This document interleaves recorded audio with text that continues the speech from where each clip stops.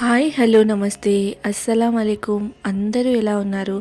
మేమైతే చాలా బాగున్నాము. మీరు ఎలా ఉన్నారన్నది నాకైతే కామెంట్ బాక్స్లో కామెంట్ చేయండి.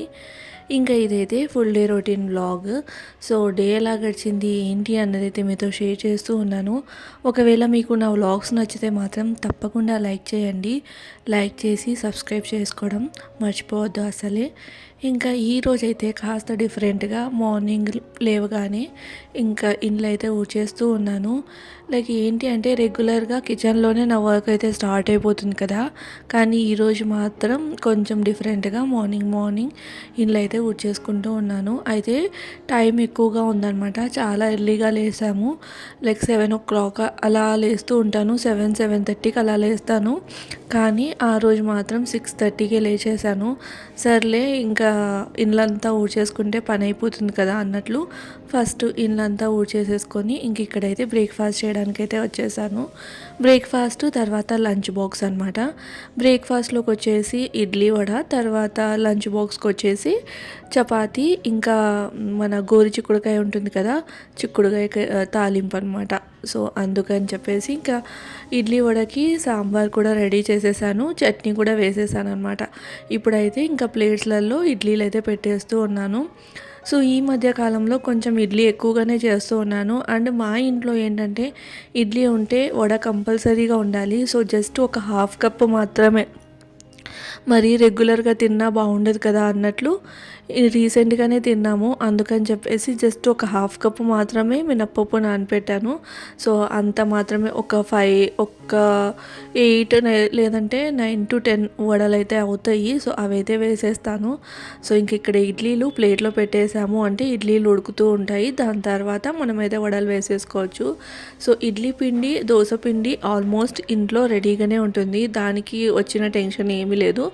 ఇంకా వడలు డిసైడ్ చేసుకున్నప్పుడు మాత్రం నైట్ నానపెట్టుకొని పెట్టుకుంటానమాట. అది సో డేస్ అంతా ఇలానే గడుస్తూ ఉన్నాయి. లైక్ మార్నింగ్ లేవడము, ఫ్రెష్ అవ్వడము, తర్వాత ఇట్లా లంచ్ బాక్సెస్ ఇట్లా ప్రిపేర్ చేయడము ఇలానే గడుస్తూ ఉంది. ఇంకా వీకెండ్స్ వస్తే మాత్రం మేమైతే బయటకైతే వెళ్తూ ఉంటాము. సో వీకెండ్స్ వచ్చినప్పుడు ఆల్మోస్ట్ ఇంట్లో ఉండేది తక్కువే. అంటే అట్లీస్ట్ 1 డే అన్న, లైక్ సాటర్డే వెళ్ళకపోతే సండే అట్లా, సాటర్డే వెళ్తే సండే వెళ్ళకపోవడం అలా అయితే ఉంటుంది.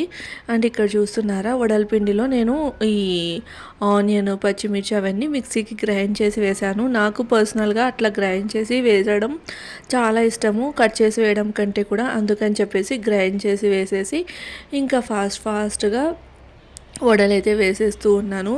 తనకి ఇంకా ఇడ్లీ వడ పెట్టేసి ఇచ్చేసాము అంటే తను హ్యాపీగా తినేస్తారు. ఇక్కడ చూస్తున్నారా, లైక్ చెక్ చేసుకుంటున్నా అనమాట. ఎప్పుడైనా కానీ ఇట్లా నైఫ్ కానీ లేదంటే స్పూన్ కానీ పెట్టి ఒకసారి అట్లా తీసాము అంటే మనకి పిండి అంటుకోకుండా వస్తే అప్పుడు కరెక్ట్గా ఇడ్లీ అనేది కుక్ అయిపోయినట్లు. ఇంకా అది ఇక్కడ చూస్తున్నారా, నాకు ఎందుకో ఇట్లా వడలాగా కాకుండా ఒక 2-3 అట్లా పునుగుల్లాగా వేసుకోవాలనిపించింది. అందుకని వేసాను అనమాట అక్కడ వచ్చేసి. సో ఇంతవరకే పిండి అయితే చేశాను. నేనైతే ఎక్కువగా పిండి వేయలేదు, చిన్న అరకప్పు ఆటి వరకే వేసాను అనమాట, ఎక్కువగా అస్సలే వేయలేదు. సో అది ఇక్కడైతే వడలైతే ఎర్రగా వేపేసుకొని పక్కన తీసేసుకుంటే మనకి బ్రేక్ఫాస్ట్ ఇడ్లీ వడ అనేది రెడీ అయిపోతుంది. ఇంకా పక్కనే నేను చిక్కుడుకాయ కూడా ఉడికేసుకొని తర్వాత తాలింపు కోసం, అంటే చిక్కుడుకాయ తాలింపు కోసం ఇది కొబ్బరి పొడి అనమాట. నేను రెగ్యులర్గా ఏ తాలింపు చేసినా కూడా అందులో కొబ్బరి పొడి అనేది వేస్తాను. చిన్నప్పటి నుంచి మాకు అలానే తినడం అలవాటైపోయింది. అండ్ ఇలా చేస్తుంటే నదీం ఎక్కువ వరకు వెజిటేబుల్స్ తింటారు. అందుకని ఇంకా మళ్ళీ కొత్తగా ట్రై చేసి మసాలా అదంతా పెట్టి చేస్తే ఇంకా నాన్ వెజ్ మసాలే, తర్వాత ఇది మసాలే అని చెప్పేసి ఫ్రైస్ మాత్రం నేను ఆల్మోస్ట్ ఇలా చేయడానికే ప్రిఫర్ చేస్తాను. ఇలా చేస్తే ఏంటి అంటే ఆయిల్ ఎక్కువ అబ్జర్వ్ చేయదు, అలా అని చెప్పి టేస్ట్ ఉండదా అంటే అలా ఏం కాదు. టేస్ట్ కూడా చాలా అంటే చాలా బాగుంటుంది. బాయిల్ చేసేసి మనం క్లీన్ చేసుకున్న వెంటనే ఒక్క విజిల్ పెట్టి బాయిల్ చేసేసి ఇంకా పోపుకి ఆనియన్ అవన్నీ వేసేసుకొని కరివేపాకు, ఆవాలు, జీలకర్ర అవన్నీ వేసేసుకొని ఈ అవి ఉడకబెట్టుకున్న చిక్కుడుకాయలు అవి వేసేసుకొని లాస్ట్లో కొబ్బరి పొడి, కొబ్బరి పప్పులు, తర్వాత మన వెల్లుల్లి, ఉప్పు, కారం వేసుకొని గ్రైండ్ చేసేసుకున్నాము అంటే వేసేసుకొని కలిపేసుకున్నాము అంటే మన చిక్కుడుకాయ తాలింపు అనేది రెడీ. ఇంకా ఇక్కడ దాని తర్వాత నేను షూట్ అదంతా ఏం చేయలేదు. లైక్ ఇంకా రెగ్యులర్ పనులే కదా! మరీ రెగ్యులర్‌గా చూపించినా కూడా బోర్ అయిపోతారేమో అన్నట్లు ఇంకేం చూపించలేదు. అంటే తుడవడము, తర్వాత ఇంకా వేరే పనులుంటాయి కదా! ఇల్లు అట్లా సెట్ చేసుకోవడము, ఇంకా అవే. పెద్ద కొత్త వర్క్స్ అయితే ఏమీ లేవు. ఇంకా ఆఫ్టర్‌నూన్ లంచ్ కూడా నేను అదే చిక్కుడుకాయ తాలింపు, చపాతీ తిన్నాననమాట. ఇంకా లాస్ట్ సండే చెప్పాను కదా! నాన్ వెజ్ ఏమీ తీసుకురాలేదని చెప్పేసి. సో, సండే తీసుకురాని లోటు ఇంకా ఇప్పుడైతే అయిపోయిందనమాట. ఆఫీస్ నుంచి వస్తూ చికెన్ అయితే తీసుకొని వచ్చేసారు. సర్లే నేను డిన్నర్‌కి అంటే ఆ రోజే ప్లాన్ చేసుకోలేదు. ఏమో అడిగి చేద్దాంలే అన్నట్లే ఉన్నాననమాట. లేదు అంటే ఏదో ఒకటి ప్రిపేర్ చేస్తూ ఉంటాను. ఆ రోజు మాత్రం ఎందుకు చేయలేదో ఏమో కానీ డిన్నర్ అయితే ఏం ప్లాన్ చేసుకోలేదు. సో, అప్పుడు ఇంకా చికెన్ తీసుకొని వచ్చేసారనమాట. డైరెక్ట్‌గా ఈవెన్ చెప్పను కూడా చెప్పలేదు. తీసుకొని వచ్చేసారు. సో, నేను అదే తనతో అన్నాను. లైక్ నేను ఏదైనా ప్రిపేర్ చేసుంటే మళ్ళీ డబల్ అయిపోయేది కదా అని. ఏముంది చికెన్ ఫ్రై చేసేసే ఉంటది కదా! అది ఇది వేసుకొని తినేవాళ్ళం అంతే కదా అని చాలా సింపుల్‌గా చెప్పేశారనమాట. సర్లే అంత ఇష్టంగా తీసుకొని వచ్చారు కదా! ఇంకా మళ్ళీ చికెన్ ఫ్రై, చపాతీ ఇదంతా ఎందుకు. తనకి పులావ్ అంటే చాలా ఇష్టము. తనకి బిర్యానీ కంటే కూడా ఈ పులావ్ అంటే చాలా ఇష్టం అనమాట. సో, సరే అంత ఇష్టంగా తెచ్చుకున్నప్పుడు ఇష్టంగా చేస్తేనే బాగుంటుంది కదా అన్నట్లు అప్పటికప్పుడు టేస్టీగా అయిపోతుంది అండ్ తొందరగా కూడా అయిపోతుంది అని చెప్పేసి ఇక్కడ చికెన్ పులావ్ అయితే చేస్తూ ఉన్నాను. అలానే నాకు చికెన్ పులావ్ తోటి కాంబినేషన్‌గా చికెన్ ఫ్రై అంటే చాలా ఇష్టము. కొంచెం అట్లా చికెన్ తీసేసుకొని ఒక 4-5 పీసెస్ అట్లా మగ్గనిచ్చేసి కరివేపాకు వేసి అయితే చేసుకుంటాననమాట. సో, అది ఇంక ఇక్కడ పులావ్ ఎలా చేస్తున్నాను అంటే నార్మల్ రైస్తోనే చేస్తున్నాను. బాస్మతి రైస్ అలా అంతా ఏమి యూజ్ చేయట్లేదు. ఫస్ట్ అయితే ఆయిల్ వేసేసి అందులో మన రెగ్యులర్ గరం మసాలా దినుసులు ఉంటాయి కదా, చెక్క, లవంగం, ఇలాచి, బిర్యానీ ఆకు అవి వేసేసిన తర్వాత ఆనియన్స్ వేసి ఆనియన్స్ ఎర్రగా వేగాలి. దాని తర్వాత అల్లం వెల్లుల్లి పేస్ట్ వేసి పచ్చివాసన పోయేంత వరకు వేపుకోవాలన్నమాట. అట్లా వేపేసుకున్న తర్వాత టమాటోస్, పులావ్లో కంపల్సరీ టమాటో వేసుకోవాలి. అప్పుడే పులావ్కి టేస్ట్ అనేది బాగా వస్తుంది. అలానే మృదువుగా కూడా ఉంటుందన్నమాట. పులావ్ ఎప్పుడైనా కానీ పొడి పొడిలాడుతూ కొంచెం టెక్స్చర్ అనేది మృదువుగా ఉందంటే కన్నా తినడానికి చాలా బాగా అనిపిస్తుంది. సో టమాటోస్ మగ్గిన తర్వాత పచ్చిమిర్చిలో కొంచెం జీలకర్ర వేసి గ్రైండ్ చేసి వేశాను. సో టేస్ట్ బాగుంటుంది. ఒకసారి అయితే ట్రై చేయండి. డైరెక్ట్గా పచ్చిమిర్చి కట్ చేసి వేయడం కంటే కూడా పచ్చిమిర్చిని ఒకసారి అట్లా గ్రైండ్ చేసి దాంట్లో కొంచెం జీలకర్ర వేసి గ్రైండ్ చేసాము అంటే కన్నా మనకి టేస్ట్ అనేది బాగుస్తుంది. సో అది పచ్చిమిర్చి, జీలకర్ర గ్రైండ్ చేసిన పేస్ట్ అంటే కచ్చాపచ్చగా అనమాట అది. సో అది వేపిన తర్వాత ఇంకా మన రెగ్యులర్ మసాలాలే అనమాట. ఉప్పు, కారం, ధనియాల పొడి ఇవన్నీ వేసేసుకోవడమే. జీలకర్ర పొడి మీకు తెలిసిందే కదా, లైక్ జీలకర్ర పొడి నేను ఎక్కువగా వేయను. జీలకర్ర వేస్తూ ఉంటాను కాబట్టి మళ్ళీ సపరేట్గా జీలకర్ర పొడి అయితే వేయను.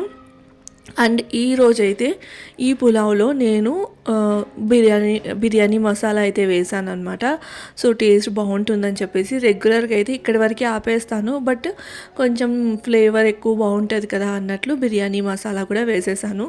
సో ఏం లేదండి, లైక్ ఉప్పు, కారం, పసుపు, తర్వాత ధనియాల పొడి, బిర్యానీ మసాలా ఇవన్నీ వేసేసి ఒకసారి కలుపుకోవాలి.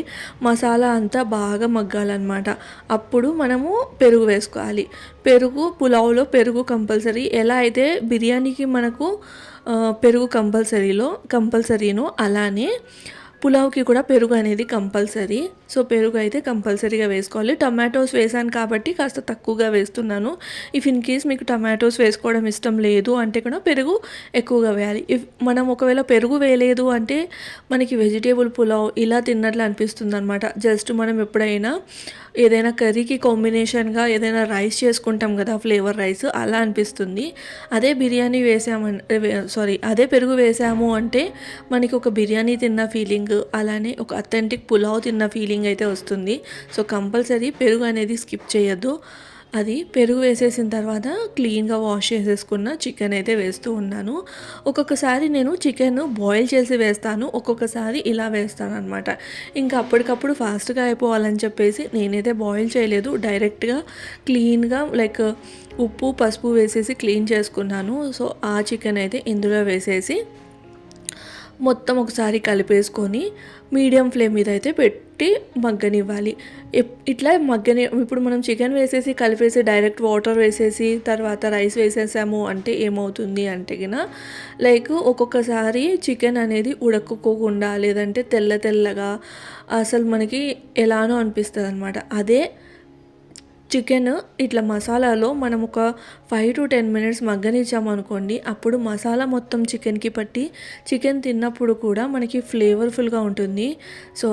సో చికెన్ ఒక 10 మినిట్స్ అట్లా లో ఫ్లేమ్ మీద మగ్గిన తర్వాత మనము వాటర్ వేసేసుకోవాలి. సో ఎన్ని గ్లాస్ ఆఫ్ రైస్ తీసుకుంటామో దానికి ఒక హాఫ్ గ్లాస్ తక్కువగా వాటర్ అయితే వేయాలన్నమాట. సో ఇది ఆల్మోస్ట్ అందరికీ తెలిసే ఉంటుంది పులావ్ రెసిపీస్లలో ఎప్పుడైనా కానీ ఇలానే చేయాలని.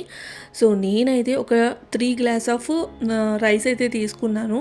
ఎందుకంటే నెక్స్ట్ డే ఉన్నా కూడా నది ఇష్టంగా తింటారు. సో ఇంకా ఈరోజు చేసిన దానికంటే కూడా నెక్స్ట్ డే తింటే పులావ్కి టేస్ట్ బాగుంటుంది. ఎలా అయితే మనకి చేపల పులుసు చేసిన రోజు కాకుండా నెక్స్ట్ డే మనకి బాగా అనిపిస్తుందో అలా అనమాట.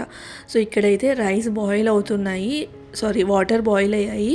వాటర్ బాయిల్ అయ్యే టైంలో మనం ఒకసారి ఉప్పు చెక్ చేసుకోవాలి, అలానే నిమ్మరసం కూడా వేయాలి. ఉప్పు చెక్ చేసుకోవడం ఇదే స్టేజ్లో చేసుకోవాలి, లేదంటే మళ్ళీ మనకి మొత్తం చప్పగా ఉంటుంది. ఇంకా పులావ్లో ఉప్పు కారం కరెక్ట్గా ఉంటేనే పులావ్కి టేస్ట్ అనేది వస్తుంది అనమాట అది.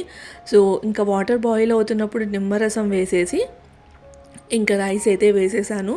రైస్ వేసేసి నెమ్మదిగా కలుపుకోవాలన్నమాట. లైక్ మొత్తం అట్లా గజిబిజిగా కలపకుండా నెమ్మదిగా అలా కలిపేసుకొని మూత పెట్టేసి మనము లో టు మీడియం ఫ్లేమ్లో కుక్ చేసుకున్నాము అంటే ఆ వాటర్ అంతా రైస్ అబ్జర్వ్ చేసి మనకి పులావ్ అనేది పర్ఫెక్ట్గా కుక్ అవుతుంది. ఈరోజు అయితే నేను కుక్కర్ మూత పెట్టి అయితే కుక్ చేయట్లేదు, అంటే విజిల్స్ పెట్టి కుక్ చేయట్లేదు, నార్మల్ కుక్కర్లోనే చేస్తున్నాను. బట్ నార్మల్ ఫ్లేమ్ మీద పెట్టేసి చేస్తున్నాను అనమాట. అప్పుడు మనకి ఒక రకమైన దమ్ అయ్యి ఆ ఫ్లేవర్ అనేది బాగుంటుందన్నమాట. ఒకవేళ కుక్కర్లో పెట్టి చేసేసాము అంటే ఆ టేస్ట్ ఇంకొక రకంగా ఉంటుంది. బట్ దమ్ చేయడంలో దమ్ పులావ్ లాగా అనిపిస్తుంది అనమాట. దమ్ బిర్యానీ అయితే ఎలా ఉంటుందో అలా. ఏమంటే ఇది వాటర్లో మొత్తం మనము కుక్ చేస్తాము. కుక్ చేసేసి వాటర్ అంతా రైస్కి పట్టేసిన తర్వాత మనం లైక్ లో టు మీడియం ఫ్లేమ్లో పెట్టేసి దమ్ చేసుకుంటాం అనమాట. అది అంతే డిఫరెన్స్. టేస్ట్ అయితే చాలా బాగుంటుంది. ఒకవేళ ఎవరికైనా లైక్ ఫుడ్ కలర్ అది ఇష్టం ఉంటే కినా రైస్ మొత్తం అబ్జర్వ్ చేసేసిన తర్వాత లాస్ట్లో లైట్గా పైనుంచి ఫుడ్ కలర్ అదంతా వేసుకోవచ్చు. అండ్ నేను చెప్పలేదు కదా, మసాలాలో నేను కొత్తిమీర పుదీనా కూడా వేశాను. సో కంపల్సరీ కొత్తిమీర పుదీనా వేసుకుంటే బాగుంటుంది అది. ఇక్కడైతే పులావ్ మంచిగా దమ్ అయ్యి ఒక 10 to 15 మినిట్స్ లో టు మీడియం ఫ్లేమ్లో కుక్ చేసేస్తే మనకి పులావ్ అనేది మంచిగా దమ్ అయిపోతుంది. అలానే ఒక 5 మినిట్స్ వదిలేయాలి వెంటనే కలపకుండా. ఇక్కడ వచ్చేసి డిన్నర్ టైం అనమాట. సో ఇంకా ప్లేట్లోకి అయితే సర్వ్ చేస్తూ ఉన్నాను. చాలా టేస్టీగా వచ్చింది. సో నేను పక్కన ఫ్రై రెసిపీ కూడా చేసేసాను అనమాట. లైక్ ఏంటంటే పక్కనే పెట్టేసి ఫ్రై చేసేసాను. సో అది షూట్ చేయలేదు. సో ఎప్పుడైనా నెక్స్ట్ టైం చికెన్ ఫ్రై చేసినప్పుడు కంపల్సరీగా రికార్డ్ అయితే చేస్తాను. ఇలాంటి పులావ్లోకి చికెన్ ఫ్రై కాంబినేషన్ అదిరిపోతుంది. నాకైతే చాలా బాగా నచ్చుతుంది అనమాట.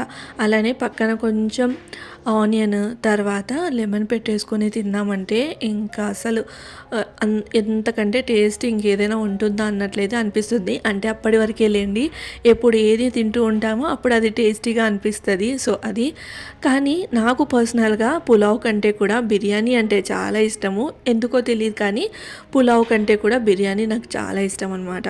సో మీలో కూడా ఎంతమందికి బిర్యానీ ఇష్టము లేదంటే ఇలాంటి పులావ్ ఇష్టము అన్నది అయితే నాకు కామెంట్ బాక్స్లో కామెంట్ చేసేయండి. ఇంకా ఇది అలా డిన్నర్ అయితే కంప్లీట్ చేసేసాము. ఇంకా డిన్నర్ అయిపోయిన తర్వాత యాజ్ యూజువల్గా మేమైతే వాకింగ్కి వెళ్ళిపోతాము. సో అది ఈ వ్లాగ్ అయితే ఇక్కడితో ఎండ్ చేస్తూ ఉన్నాను. చాలా సింపుల్ వ్లాగ్, పెద్దగా ఏమీ లేదు. మార్నింగ్ లంచ్ ఎలా ప్రిపేర్ చేశాను, తర్వాత బ్రేక్ఫాస్ట్ ఎలా చేసేసాను అన్నదే అనమాట. ఇంకా డిన్నర్లోకి కొంచెం స్పెషల్గా పులావ్ చేస్తున్నాను కదా అని రెసిపీ అయితే షూట్ చేశాను. ఇలానే ఉంటుంది. సో ఇదంతా నేను ఇట్లా తినేసిన తర్వాత ఇంకా మన కిచెన్ క్లీనింగ్ రొటీన్ ఉంటుంది కదా, సో అది కూడా చేసేసుకొని వాకింగ్కి వెళ్ళిపోతాము. వాకింగ్ ఒక 15 to 20 మినిట్స్ అట్లా చేసేసి ఒక్కొక్కసారి హాఫ్ అన్ అవర్ అట్లా చేసేసి ఇంటికైతే వచ్చేస్తాం అనమాట. వ్లాగ్ అయితే ఎండ్ చేస్తున్నాను. బాయ్.